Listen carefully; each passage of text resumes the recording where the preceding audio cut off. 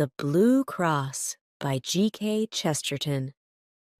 Between the silver ribbon of morning and the green glittering ribbon of sea, the boat touched Harwich and let loose a swarm of folk like flies, among whom the man we must follow was by no means conspicuous, nor wished to be. There was nothing notable about him, except a slight contrast between the holiday gaiety of his clothes and the official gravity of his face. His clothes included a slight pale gray jacket, a white waistcoat, and a silver straw hat with a gray-blue ribbon. His lean face was dark by contrast and ended in a curt black beard that looked Spanish and suggested an Elizabethan ruff. He was smoking a cigarette with the seriousness of an idler. There was nothing about him to indicate the fact that the gray jacket covered a loaded revolver, that the white waistcoat covered a police card, or that the straw hat covered one of the most powerful intellects in Europe.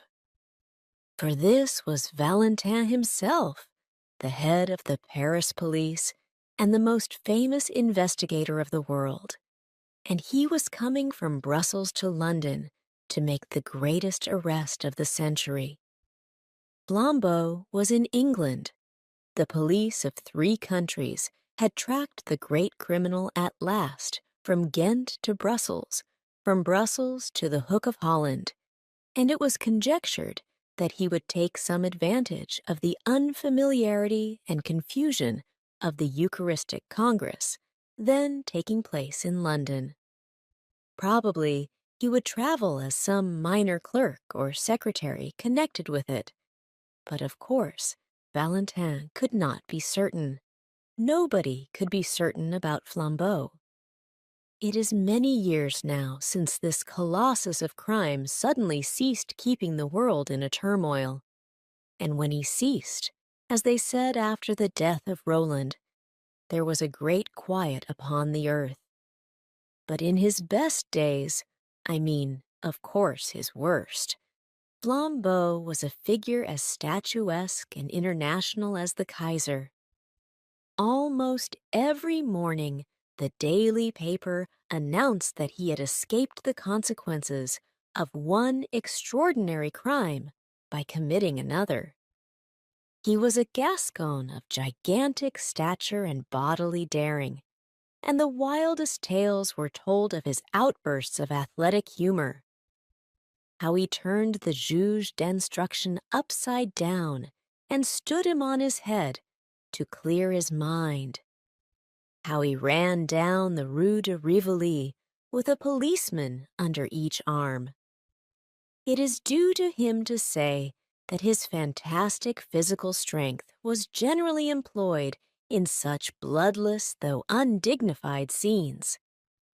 His real crimes were chiefly those of ingenious and wholesale robbery, but each of his thefts was almost a new sin and would make a story by itself.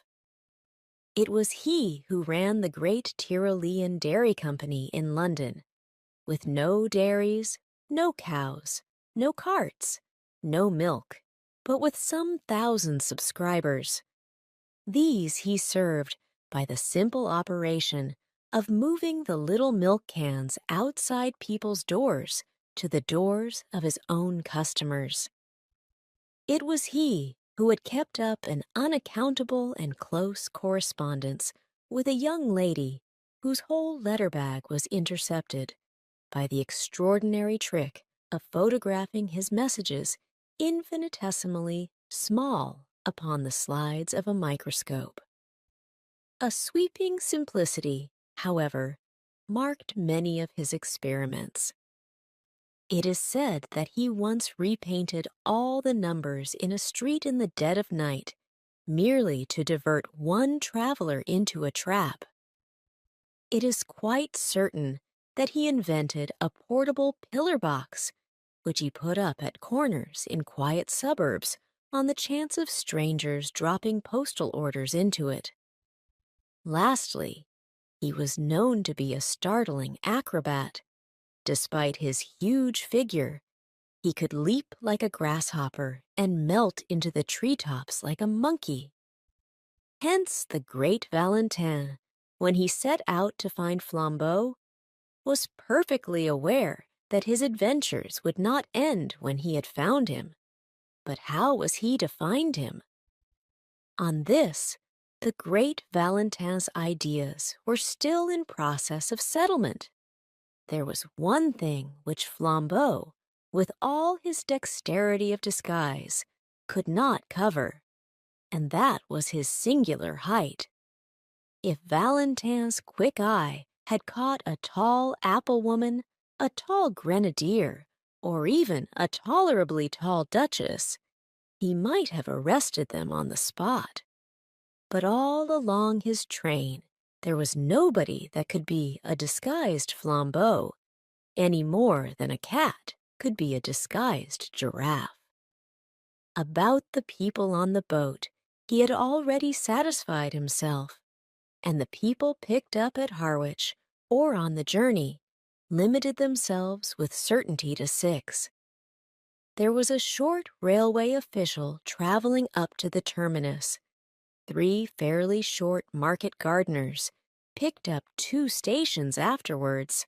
1 very short widow lady going up from a small Essex town, and a very short Roman Catholic priest going up from a small Essex village. When it came to the last case, Valentin's gave it up and almost laughed. The little priest was so much the essence of those eastern flats. He had a face as round and dull as a Norfolk dumpling. He had eyes as empty as the North Sea. He had several brown paper parcels, which he was quite incapable of collecting. The Eucharistic Congress had doubtless sucked out of their local stagnation many such creatures, blind and helpless, like moles disinterred. Valentin was a skeptic in the severe style of France, and could have no love for priests, but he could have pity for them, and this one might have provoked pity in anybody. He had a large, shabby umbrella, which constantly fell on the floor. He did not seem to know which was the right end of his return ticket.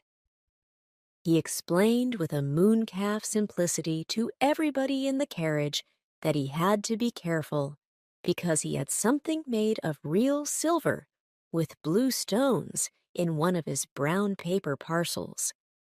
His quaint blending of Essex flatness with saintly simplicity continuously amused the Frenchman till the priest arrived, somehow, at Tottenham with all his parcels, and came back for his umbrella. When he did the last, Valentin even had the good nature to warn him not to take care of the silver by telling everybody about it. But to whomever he talked, Valentin kept his eye open for someone else. He looked out steadily for anyone, rich or poor, male or female, who was well up to 6 feet. For Flambeau was 4 inches above it. He alighted at Liverpool Street, however, quite conscientiously secure that he had not missed the criminal so far. He then went to Scotland Yard to regularize his position and arrange for help in case of the need. He then lit another cigarette and went for a long stroll in the streets of London. As he was walking in the streets and squares beyond Victoria, he paused suddenly and stood. It was a quaint, quiet square, very typical of London, full of an accidental stillness. The tall, flat houses round looked at once prosperous and uninhabited. The square of shrubbery in the center looked as deserted as a green Pacific islet. One of the 4 sides was much higher than the rest, like a dais, and the line of this side was broken by one of London's admirable accidents, a restaurant that looked as if it had strayed from Soho. It was an unreasonably attractive object, with dwarf plants in pots and long striped blinds of lemon yellow and white.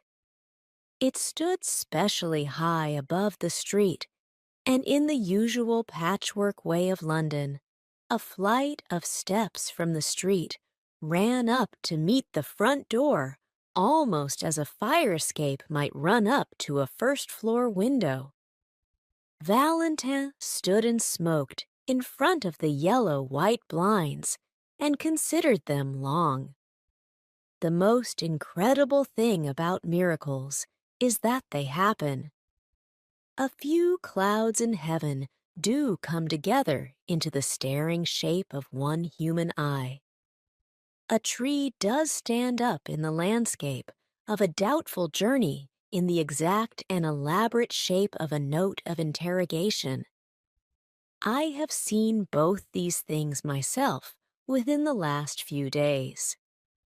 Nelson does die in the instant of victory, and a man named Williams does quite accidentally murder a man named Williamson. It sounds like a sort of infanticide.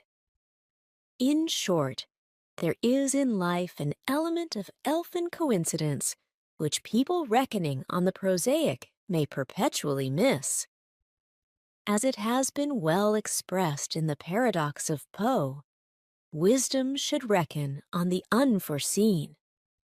Aristide Valentin was unfathomably French, and the French intelligence is intelligence specially and solely. He was not a thinking machine, for that is a brainless phrase of modern fatalism and materialism. A machine only is a machine because it cannot think. But he was a thinking man, and a plain man at the same time.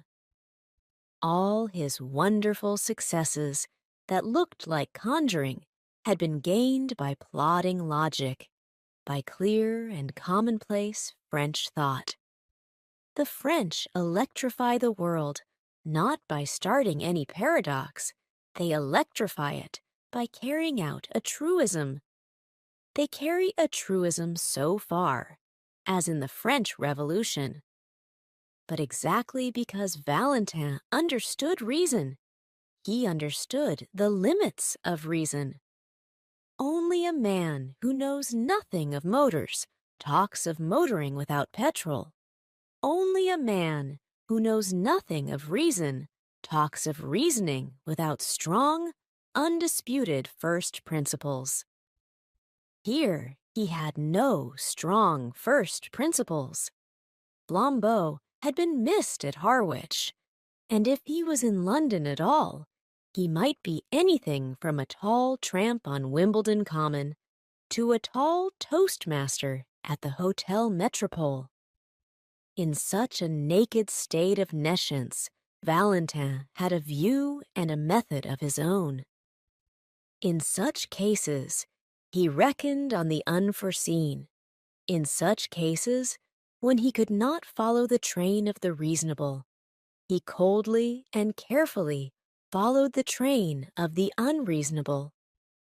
Instead of going to the right places, banks, police stations, rendezvous, he systematically went to the wrong places, knocked at every empty house, turned down every cul-de-sac, went up every lane blocked with rubbish, went round every crescent that led him uselessly out of the way.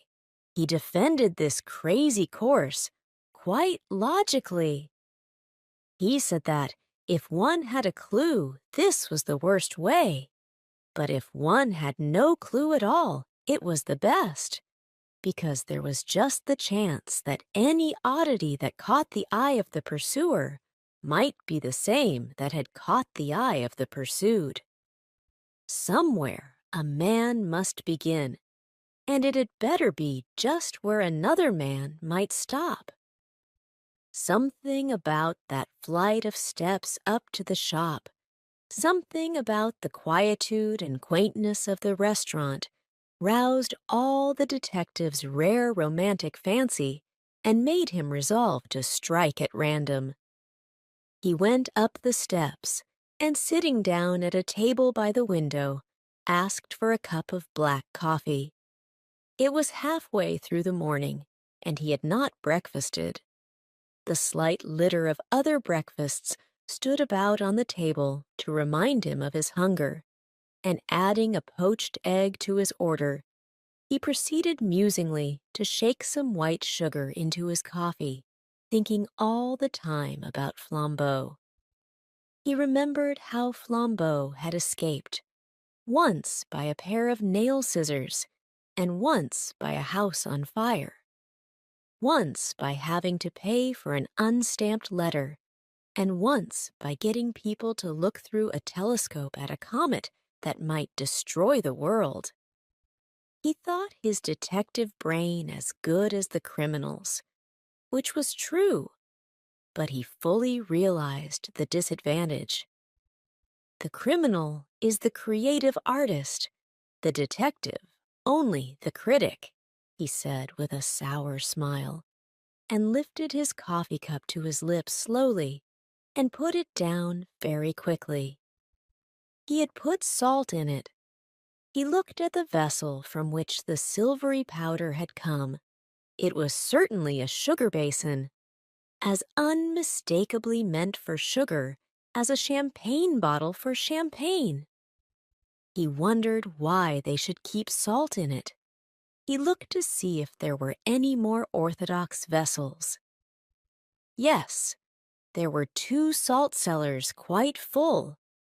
Perhaps there was some speciality in the condiment. In the salt cellars, he tasted it. It was sugar. Then he looked round at the restaurant with a refreshed air of interest to see if there were any other traces of that singular artistic taste which puts the sugar in the salt cellars and the salt in the sugar basin.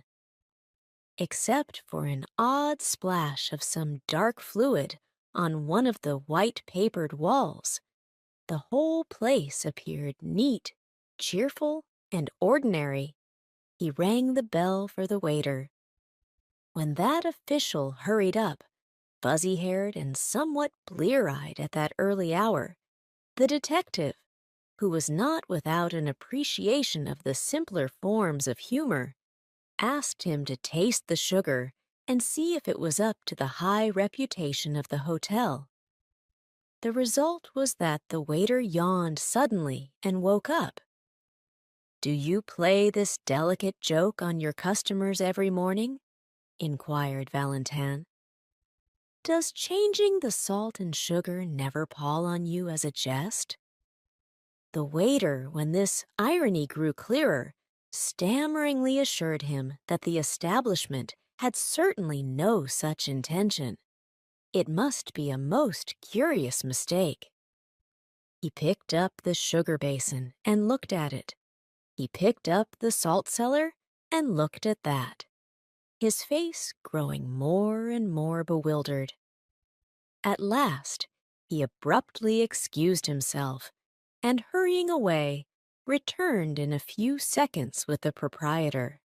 The proprietor also examined the sugar basin and then the salt cellar. The proprietor also looked bewildered.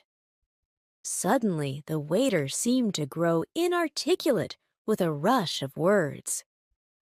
"I think," he stuttered eagerly, "I think it is those 2 clergymen." "What 2 clergymen?" "The 2 clergymen," said the waiter, "that threw soup at the wall." "Threw soup at the wall?" repeated Valentin, feeling sure this must be some singular Italian metaphor. "Yes, yes," said the attendant excitedly, and pointed at the dark splash on the white paper. "Threw it over there on the wall." Valentin looked his query at the proprietor, who came to his rescue with fuller reports. "Yes, sir," he said. "It's quite true, though I don't suppose it has anything to do with the sugar and salt. Two clergymen came in and drank soup here very early, as soon as the shutters were taken down. They were both very quiet, respectable people. One of them paid the bill and went out. The other, who seemed a slower coach altogether, was some minutes longer getting his things together, but he went at last. Only, the instant before he stepped into the street, he deliberately picked up his cup, which he had only half emptied, and threw the soup slap on the wall. I was in the back room myself, and so was the waiter, so I could only rush out in time to find the wall splashed and the shop empty.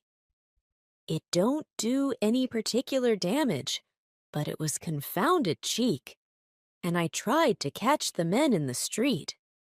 They were too far off, though. I only noticed they went round the next corner into Carstairs Street. The detective was on his feet, hat settled and stick in hand. He had already decided that in the universal darkness of his mind, he could only follow the first odd finger that pointed, and this finger was odd enough.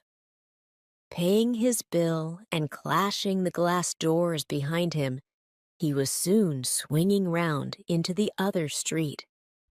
It was fortunate that even in such fevered moments, his eye was cool and quick. Something in a shop front went by him like a mere flash, yet he went back to look at it. The shop was a popular greengrocer and fruiterer's, an array of goods set out in the open air and plainly ticketed with their names and prices. In the two most prominent compartments were two heaps, of oranges and of nuts, respectively. On the heap of nuts lay a scrap of cardboard on which was written in bold blue chalk, "Best tangerine oranges, 2 a penny." On the oranges was the equally clear and exact description, "Finest Brazil nuts, 4D, ALB." Monsieur Valentin looked at these two placards and fancied he had met this highly subtle form of humor before, and that somewhat recently. He drew the attention of the red-faced fruiterer, who was looking rather sullenly up and down the street, to this inaccuracy in his advertisements. The fruiterer said nothing, but sharply put each card into its proper place. The detective, leaning elegantly on his walking cane, continued to scrutinize the shop. At last he said, "Pray excuse my apparent irrelevance, my good sir, but I should like to ask you a question in experimental psychology and the association of ideas." The red-faced shopman regarded him with an eye of menace, but he continued gaily, swinging his cane. "Why," he pursued, "why are two tickets wrongly placed in a greengrocer's shop like a shovel hat that has come to London for a holiday? Or, in case I do not make myself clear, what is the mystical association which connects the idea of nuts marked as oranges with the idea of two clergymen, one tall and the other short?" The eyes of the tradesman stood out of his head like a snail's. He really seemed for an instant likely to fling himself upon the stranger. At last, he stammered angrily, "I don't know what you have to do with it, but if you're one of their friends, you can tell 'em from me that I'll knock their silly heads off, parsons or no parsons, if they upset my apples again." "Indeed?" asked the detective, with great sympathy. "Did they upset your apples?" "One of 'em did. said the heated shopman. "Rolled 'em all over the street. I'd have caught the fool but for havin' to pick 'em up." "Which way did these parsons go?" asked Valentine. "Up that second road on the left-hand side and then across the square," said the other promptly. "Thanks," replied Valentine, and vanished like a fairy. On the other side of the second square, he found a policeman and said, "This is urgent, constable. Have you seen two clergymen in shovel hats?" The policeman began to chuckle heavily. "I have, sir, and if you arst me, one of 'em was drunk. He stood in the middle of the road that bewildered that—" "Which way did they go?" snapped Valentine. "They took one of them yellow buses over there," answered the man. "Them that go to Hampstead." Valentine produced his official card and said very rapidly, "Call up two of your men to come with me in pursuit," and crossed the road with such contagious energy that the ponderous policeman was moved to almost agile obedience. In a minute and a half, the French detective was joined on the opposite pavement by an inspector and a man in plain clothes. "Well, sir," began the former with smiling importance, "and what may—" Valentine pointed suddenly with his cane. "I'll tell you on the top of that omnibus," he said, and was darting and dodging across the tangle of the traffic. When all three sank panting on the top seats of the yellow vehicle, the inspector said, "We could go 4 times as quick in a taxi." "Quite true," replied their leader placidly, "if we only had an idea of where we were going." "Well, where are you going?" asked the other, staring. Valentine smoked frowningly for a few seconds. Then, removing his cigarette, he said, "If you know what a man's doing, get in front of him. But if you want to guess what he's doing, keep behind him. Stray when he strays, stop when he stops. Travel as slowly as he. Then you may see what he saw and may act as he acted. All we can do is to keep our eyes skinned for a queer thing." "What sort of queer thing do you mean?" asked the inspector. "Any sort of queer thing," answered Valentine, and relapsed into obstinate silence. The yellow omnibus crawled up the northern roads for what seemed like hours on end. The great detective would not explain further, and perhaps his assistants felt a silent and growing doubt of his errand. Perhaps, also, they felt a silent and growing desire for lunch, for the hours crept long past the normal luncheon hour, and the long roads of the North London suburbs seemed to shoot out into length after length like an infernal telescope. It was one of those journeys on which a man perpetually feels that now at last he must have come to the end of the universe, and then finds he has only come to the beginning of Tufnell Park. London died away in draggled taverns and dreary scrubs, and then was unaccountably born again in blazing high streets and blatant hotels. It was like passing through 13 separate vulgar cities, all just touching each other. But though the winter twilight was already threatening the road ahead of them, the Parisian detective still sat silent and watchful, eyeing the frontage of the streets that slid by on either side. By the time they had left Camden Town behind, the policemen were nearly asleep. At least, they gave something like a jump as Valentin leapt erect, struck a hand on each man's shoulder, and shouted to the driver to stop. They tumbled down the steps into the road without realizing why they had been dislodged. When they looked round for enlightenment, they found Valentin triumphantly pointing his finger towards a window on the left side of the road. It was a large window, forming part of the long facade of a gilt and palatial public house.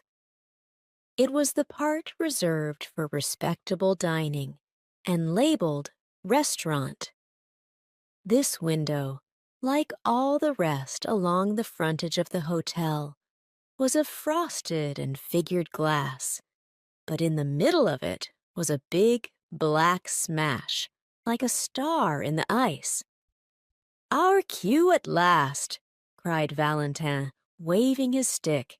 "The place with the broken window." "What window? What cue?" asked his principal assistant. "Why, what proof is there that this has anything to do with them?" Valentin almost broke his bamboo stick with rage. "Proof!" he cried. "Good God! The man is looking for proof.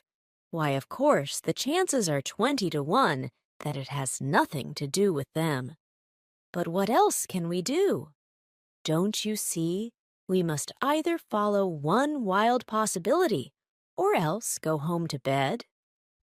He banged his way into the restaurant, followed by his companions, and they were soon seated at a late luncheon at a little table and looked at the star of smashed glass from the inside.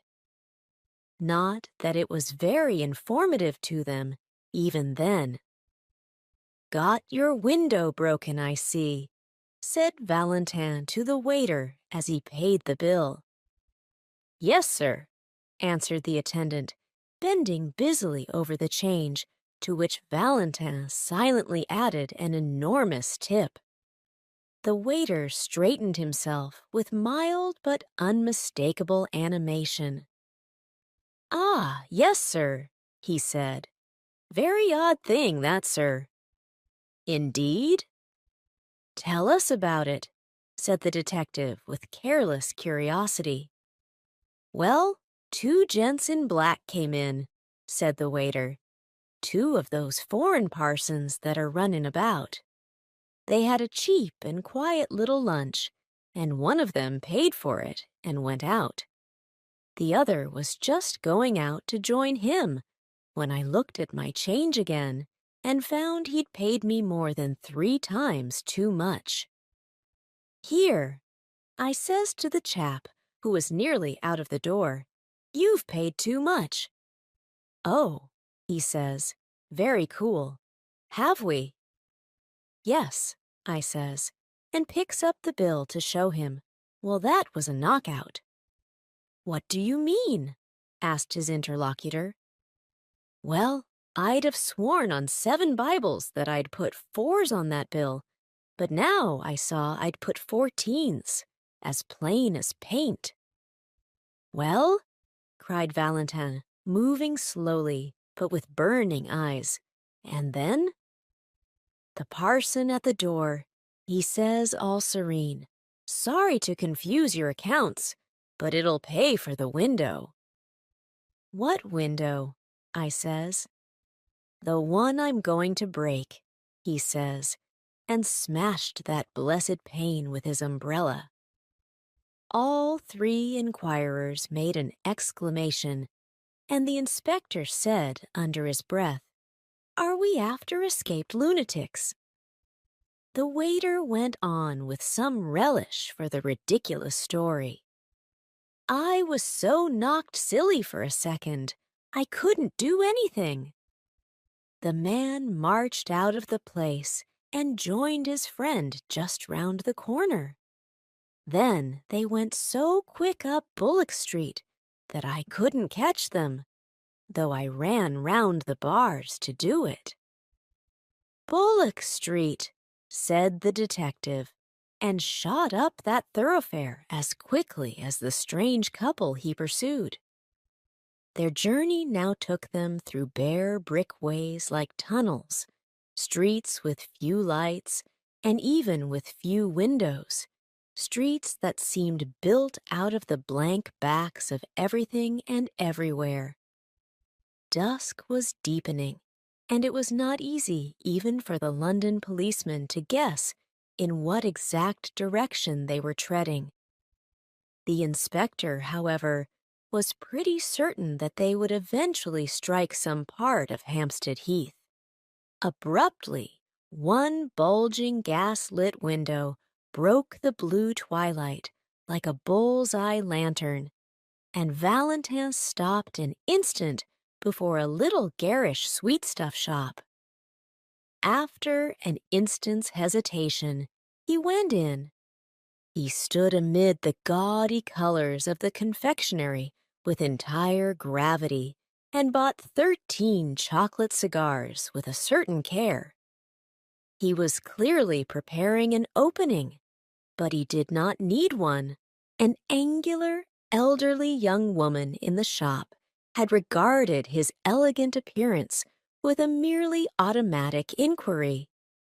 But when she saw the door behind him, blocked with the blue uniform of the inspector, her eyes seemed to wake up. "Oh," she said, "if you've come about that parcel, I've sent it off already." "Parcel?" repeated Valentin, and it was his turn to look inquiring. "I mean the parcel the gentleman left, the clergyman gentleman." "For goodness' sake," said Valentin, leaning forward with his first real confession of eagerness. "For heaven's sake, tell us what happened exactly." "Well," said the woman a little doubtfully, "the clergyman came in about half an hour ago and bought some peppermints and talked a bit, and then went off towards the heath. But a second after, one of them runs back into the shop and says, 'Have I left a parcel?' Well, I looked everywhere and couldn't see one. So he says, 'Never mind. But if it should turn up, please post it to this address.' And he left me the address and a shilling for my trouble. And sure enough, though I thought I'd looked everywhere, I found he'd left a brown paper parcel. So I posted it to the place he said. I can't remember the address now. It was somewhere in Westminster. But as the thing seemed so important, I thought perhaps the police had come about it." "So they have," said Valentine shortly. "Is Hampstead Heath near here?" "Straight on for 15 minutes," said the woman, "and you'll come right out on the open." Valentin sprang out of the shop and began to run. The other detectives followed him at a reluctant trot. The street they threaded was so narrow and shut in by shadows that when they came out unexpectedly into the void common and vast sky, they were startled to find the evening still so light and clear. A perfect dome of peacock green sank into gold amid the blackening trees and the dark violet distances. The glowing green tint was just deep enough to pick out in points of crystal 1 or 2 stars. All that was left of the daylight lay in a golden glitter across the edge of Hampstead and that popular hollow which is called the Vale of Health. The holiday-makers who roam this region had not wholly dispersed.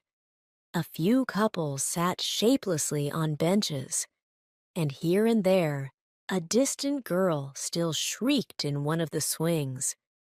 The glory of heaven deepened and darkened around the sublime vulgarity of man, and standing on the slope and looking across the valley, Valentin beheld the thing which he sought. Among the black and breaking groups in that distance was one especially black, which did not break, a group of two figures clerically clad. Though they seemed as small as insects, Valentin could see that one of them was much smaller than the other. Though the other had a student's stoop and an inconspicuous manner, he could see that the man was well over 6 feet high. He shut his teeth and went forward, whirling his stick impatiently. By the time he had substantially diminished the distance and magnified the two black figures, as in a vast microscope, he had perceived something else, something which startled him, and yet which he had somehow expected. Whoever was the tall priest, there could be no doubt about the identity of the short one.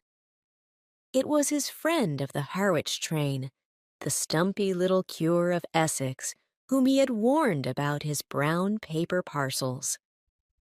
Now, so far as this went, everything fitted in finally and rationally enough.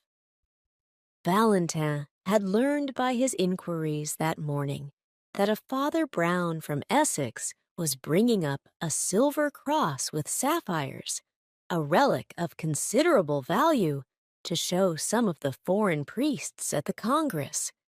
This undoubtedly was the silver with blue stones, and Father Brown undoubtedly was the little greenhorn in the train.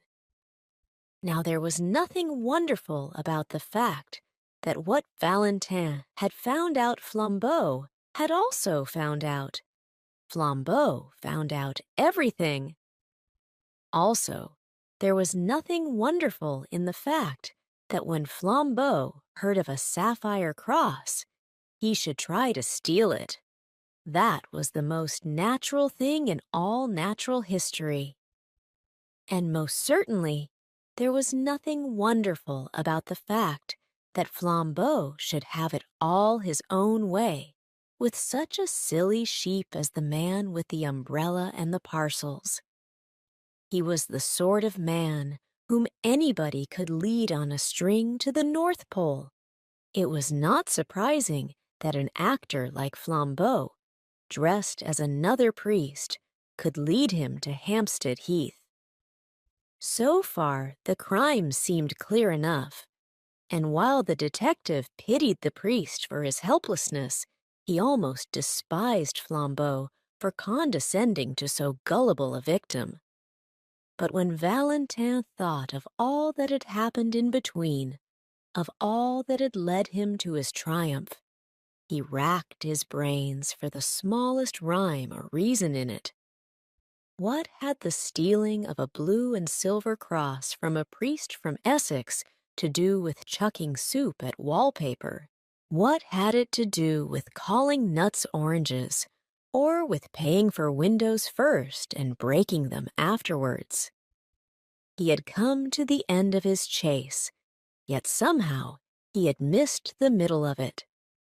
When he failed, which was seldom, he had usually grasped the clue, but nevertheless missed the criminal. Here he had grasped the criminal, but still he could not grasp the clue. The two figures that they followed were crawling like black flies across the huge green contour of a hill. They were evidently sunk in conversation, and perhaps did not notice where they were going, but they were certainly going to the wilder and more silent heights of the heath. As their pursuers gained on them, the latter had to use the undignified attitudes of the deerstalker, to crouch behind clumps of trees, and even to crawl prostrate in deep grass. By these ungainly ingenuities, the hunters even came close enough to the quarry to hear the murmur of the discussion, but no word could be distinguished except the word reason, recurring frequently in a high and almost childish voice. Once over an abrupt dip of land and a dense tangle of thickets, the detectives actually lost the two figures they were following. They did not find the trail again for an agonizing 10 minutes, and then it led round the brow of a great dome of hill overlooking an amphitheater of rich and desolate sunset scenery. Under a tree in this commanding yet neglected spot was an old ramshackle wooden seat. On this seat sat the two priests, still in serious speech together. The gorgeous green and gold still clung to the darkening horizon, but the dome above was turning slowly from peacock green to peacock blue, and the stars detached themselves more and more like solid jewels. Mutely motioning to his followers, Valentin contrived to creep up behind the big branching tree, and standing there in deathly silence, heard the words of the strange priests for the first time. After he had listened for a minute and a half, he was gripped by a devilish doubt. Perhaps he had dragged the two English policemen to the wastes of a nocturnal heath on an errand no saner than seeking figs on its thistles. For the two priests were talking exactly like priests, piously, with learning and leisure, about the most aerial enigmas of theology. The little Essex priest spoke the more simply, with his round face turned to the strengthening stars. The other talked with his head bowed, as if he were not even worthy to look at them. But no more innocently clerical conversation could have been heard in any white Italian cloister or black Spanish cathedral. The first he heard was the tale of one of Father Brown's sentences, which ended, "What they really meant in the Middle Ages by the heavens being incorruptible." The taller priest nodded his bowed head and said, "Ah, yes, these modern infidels appeal to their reason, but who can look at those millions of worlds and not feel that there may well be wonderful universes above us where reason is utterly unreasonable?" "No," said the other priest, "reason is always reasonable, even in the last limbo, in the lost borderland of things. I know that people charge the church with lowering reason, but it is just the other way. Alone on earth, the church makes reason really supreme. Alone on earth, the church affirms that God himself is bound by reason." The other priest raised his austere face to the spangled sky and said, "Yet who knows if in that infinite universe—" "Only infinite physically," said the little priest, turning sharply in his seat, "not infinite in the sense of escaping from the laws of truth." Valentin, behind his tree, was tearing his fingernails with silent fury. He seemed almost to hear the sniggers of the English detectives whom he had brought so far on a fantastic guess, only to listen to the metaphysical gossip of two mild old parsons. In his impatience, he lost the equally elaborate answer of the tall cleric, and when he listened again, it was again Father Brown who was speaking. Reason and justice grip the remotest and the loneliest star. Look at those stars. Don't they look as if they were single diamonds and sapphires? Well, you can imagine any mad botany or geology you please. Think of forests of adamant with leaves of brilliance. Think the moon is a blue moon, a single elephantine sapphire. But don't fancy that all that frantic astronomy would make the smallest difference to the reason and justice of conduct. On plains of opal, under cliffs cut out of pearl, you would still find a notice board, "Thou shalt not steal." Valentin was just in the act of rising from his rigid and crouching attitude and creeping away as softly as might be, felled by the one great folly of his life. But something in the very silence of the tall priest made him stop until the latter spoke. When at last he did speak, he said simply, his head bowed and his hands on his knees, "Well, I think that other worlds may perhaps rise higher than our reason. The mystery of heaven is unfathomable, and I, for one, can only bow my head." Then, with brow yet bent, and without changing by the faintest shade his attitude or voice, he added, "Just hand over that sapphire cross of yours, will you? We're all alone here, and I could pull you to pieces like a straw doll." The utterly unaltered voice and attitude added a strange violence to that shocking change of speech. But the guarder of the relic only seemed to turn his head by the smallest section of the compass. He seemed still to have a somewhat foolish face turned to the stars. Perhaps he had not understood, or perhaps he had understood and sat rigid with terror. "Yes," said the tall priest, in the same low voice and in the same still posture, "yes, I am Flambeau." Then, after a pause, he said, "Come, will you give me that cross?" "No," said the other, and the monosyllable had an odd sound. Flambeau suddenly flung off all his pontifical pretensions. The great robber leaned back in his seat and laughed low but long.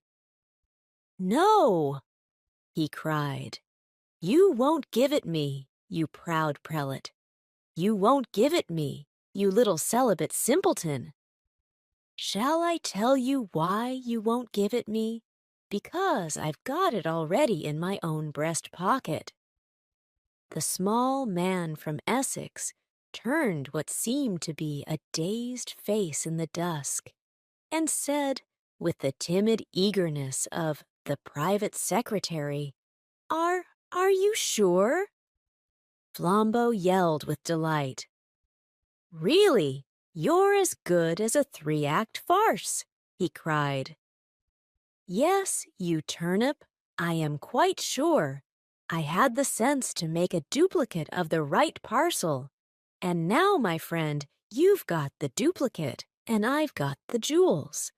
An old dodge, Father Brown, a very old dodge." "Yes," said Father Brown, and passed his hand through his hair with the same strange vagueness of manner. "Yes, I've heard of it before."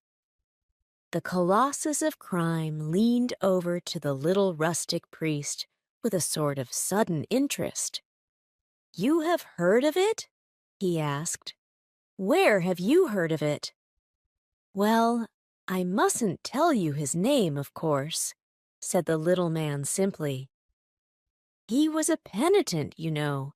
He had lived prosperously for about 20 years, entirely on duplicate brown paper parcels. And so, you see, when I began to suspect you, I thought of this poor chap's way of doing it at once." "Began to suspect me?" repeated the outlaw with increased intensity. "Did you really have the gumption to suspect me just because I brought you up to this bare part of the heath?" "No, no," said Brown with an air of apology. "You see, I suspected you when we first met, It's that little bulge up the sleeve where you people have the spiked bracelet." "How in Tartarus!" cried Flambeau. "Did you ever hear of the spiked bracelet?" "Oh, one's little flock, you know," said Father Brown, arching his eyebrows rather blankly.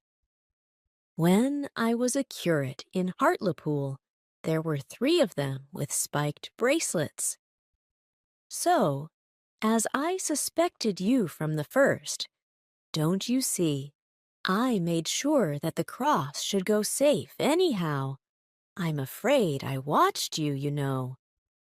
So at last, I saw you change the parcels. Then, don't you see, I changed them back again, and then I left the right one behind." "Left it behind," repeated Flambeau, and for the first time there was another note in his voice beside his triumph. "Well, it was like this," said the little priest, speaking in the same unaffected way. "I went back to that sweet shop and asked if I'd left a parcel and gave them a particular address if it turned up. Well, I knew I hadn't, but when I went away again, I did.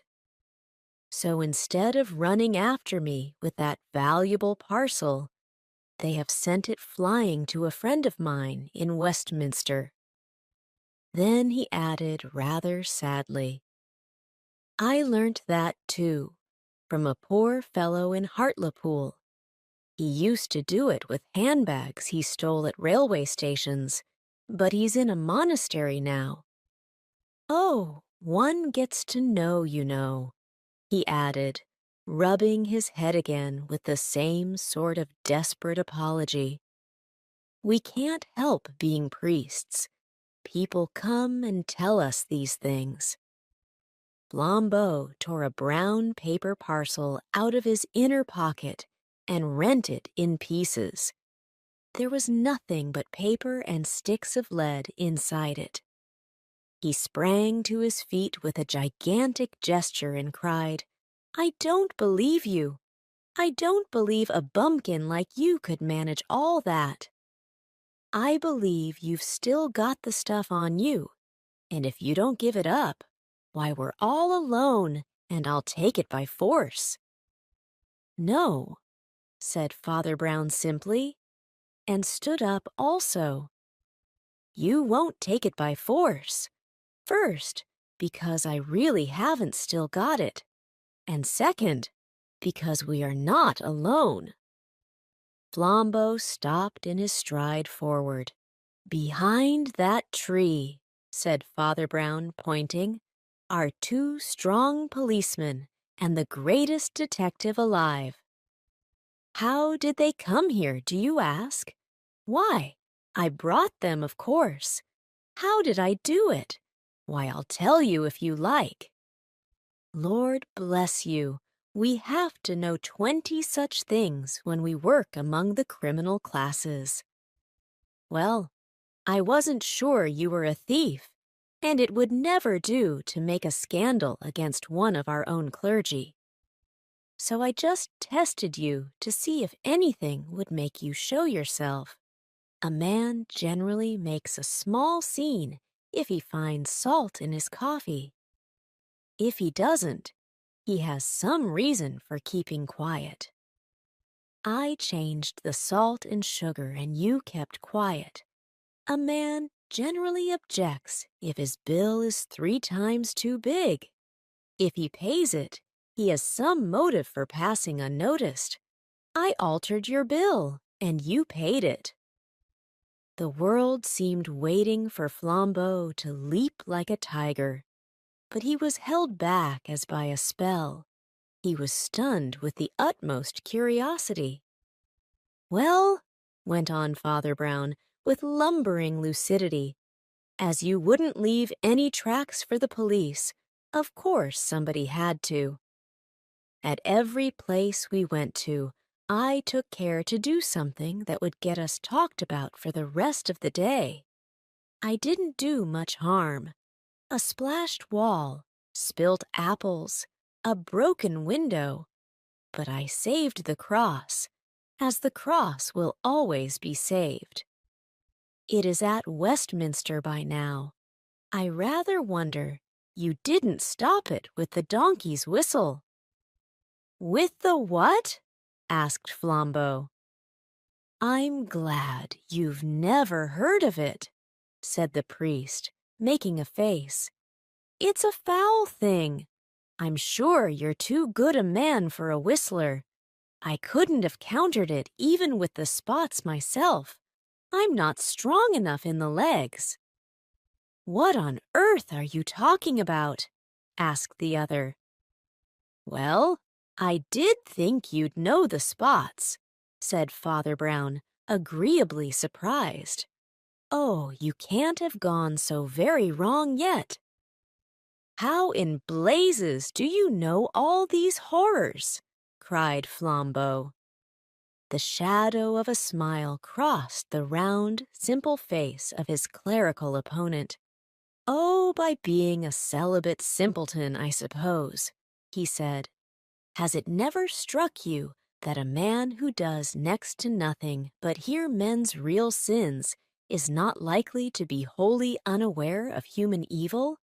But as a matter of fact, another part of my trade, too, made me sure you weren't a priest." "What?" asked the thief, almost gaping.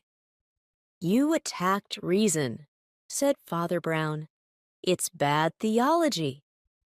And even as he turned away to collect his property, the 3 policemen came out from under the twilight trees. Flambeau was an artist and a sportsman. He stepped back and swept Valentin a great bow. "Do not bow to me, mon ami," said Valentin with silver clearness. "Let us both bow to our master." And they both stood an instant uncovered while the little Essex priest blinked about for his umbrella.